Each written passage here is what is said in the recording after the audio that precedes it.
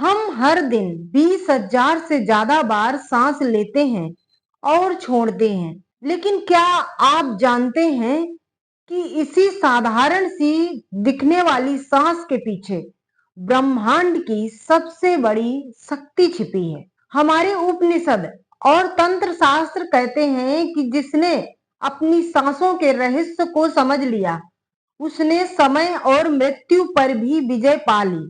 विज्ञान भैरव तंत्र के इस छठे एपिसोड में हम भगवान शिव द्वारा बताई गई उस सबसे एडवांस श्वास तकनीकी के बारे में बात करने जा रही हूँ, जिसकी मांग आप में से कई लोगों ने कमेंट में की थी। यह कोई साधारण प्राणायाम नहीं है, यह सीधे आपकी चेतना को बदलने का विज्ञान है। तो अगर आप भी अपनी मानसिक और आध्यात्मिक शक्ति को एक नए स्तर पर ले जाना चाहते हैं, तो इस वीडियो के हर एक सेकंड को बहुत ध्यान से समझिएगा।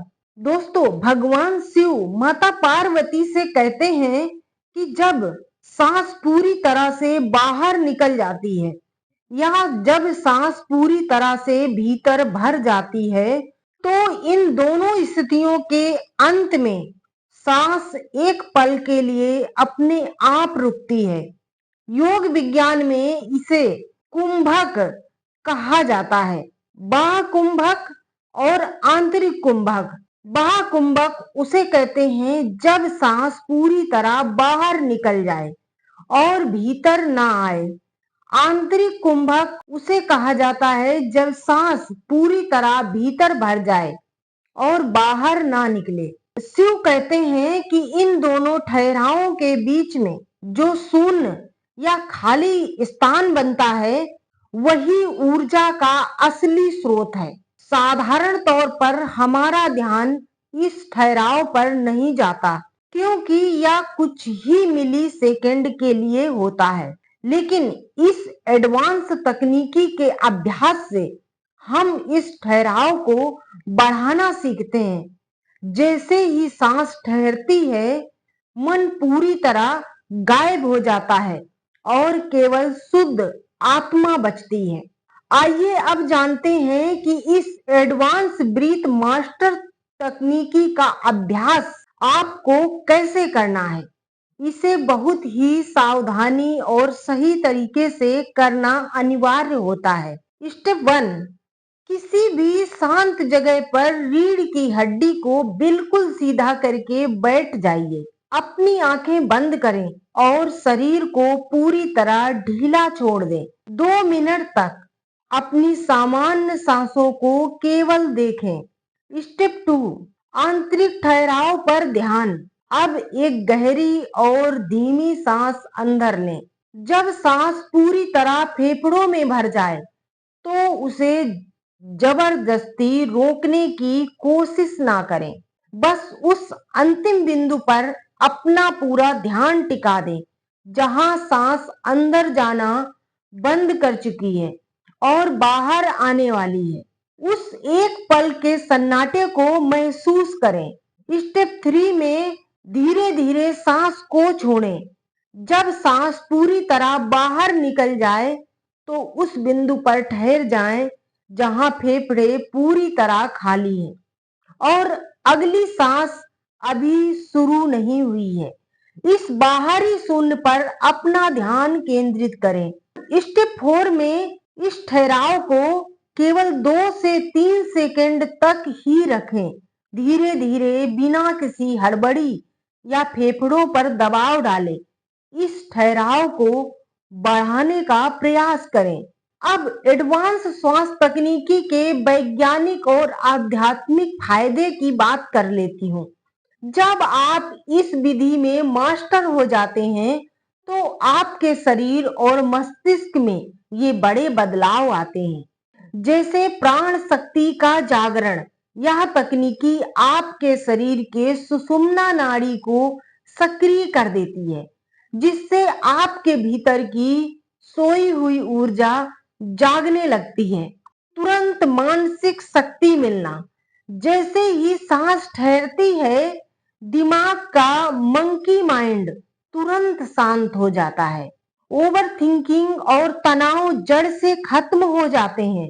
वैज्ञानिक रूप से इस तरह के सचेत कुंभक से मस्तिष्क को मिलने वाली ऑक्सीजन और एनर्जी का स्तर बढ़ जाता है, जिससे आपकी फोकस करने की क्षमता अद्भुत हो जाती है।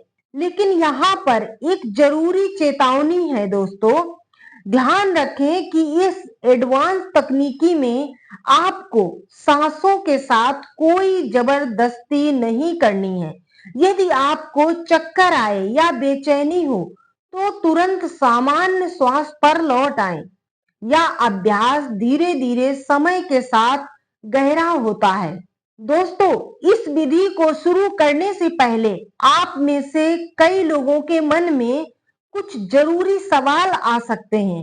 आइए वीडियो के इस अंतिम भाग में उनके जवाब भी जान लेते हैं, ताकि आप अभ्यास के दौरान कोई गलती ना करें। क्वेश्चन नंबर 1, क्या इस विधि में सांस को बहुत देर तक जबरदस्ती रोकना पड़ता है? तो बिल्कुल नहीं। विज्ञान भैरव तंत्र की इस विधि का उद्देश्य फेफड़ों की ताकत आजमाना नहीं है, बल्कि सांसों के उस स्वाभाविक ठहराव के प्रति जागरूक होना है। आपको सांस को केवल तब तक ही थामना है जब तक आप पूरी तरह से सहज महसूस करें। जरा सी भी बेचैनी होने पर तुरंत सामान्य रूप से सांस लें। क्वेश्चन नंबर 2, आंतरिक कुंभक और बाह्य कुंभक में से किस पर ज्यादा ध्यान देना चाहिए? तो शुरुआत में दोनों ही ठहरावों को बारी बारी से महसूस करने का प्रयास करें। कुछ समय के अभ्यास के बाद आपको खुद अनुभव होगा कि आपके लिए अंदर की सांस का शून्य पकड़ना ज्यादा आसान है या बाहर की सांस का। जो भी स्थिति आपके मन को तुरंत शांत करे, आप उस पर अधिक ध्यान केंद्रित कर सकते हैं। क्वेश्चन नंबर 3, क्या अस्थमा या दिल की बीमारी वाले लोग इस एडवांस तकनीकी का अभ्यास कर सकते हैं? तो यदि आपको कोई गंभीर फेफड़ों या दिल की बीमारी है, तो बिना सांस रोके सिर्फ सांस के आने जाने को सामान्य रूप से महसूस करें। इस विधि में सांस को रोकना केवल पूरी तरह स्वस्थ लोगों के लिए है। किसी भी बीमारी की स्थिति में बिना डॉक्टर या प्रमाणित योग गुरु की सलाह के इसका अभ्यास न करें। क्वेश्चन नंबर 4, इस अभ्यास के दौरान अगर मन भटकने लगे तो क्या करें? तो दोस्तों, मन का भटकना बहुत स्वाभाविक बात है। जब भी ऐसा हो, खुद पर गुस्सा ना करें। बस शांति से अपना ध्यान वापस अपनी सांसों की गति और उस ठहराव पर ले जाएं।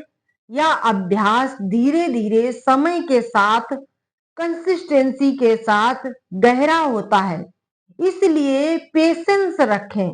यदि आपके दिल में भी इस प्रकार के कोई सवाल हैं, तो आप बेझिझक कमेंट कर सकते हैं और मैं आपको सरल और आसान जवाब में बताऊंगी। तो दोस्तों, यह था विज्ञान भैरव तंत्र का एपिसोड नंबर 6, जो आपकी सांसों की शक्ति से आपको रूबरू कराता है। इसे आज ही अभ्यास करें और अपना अनुभव नीचे कमेंट सेक्शन में साझा करें। अगर आपको यह वीडियो ज्ञानवर्धक लगा हो तो इसे लाइक करें, अपने मित्रों परिवार के साथ शेयर करें और इस पूरी सीरीज के अगले एपिसोड के लिए हमारे चैनल को सब्सक्राइब करना बिल्कुल ना भूलें। मिलती हूँ अगले एपिसोड में। ओम नमः शिवाय।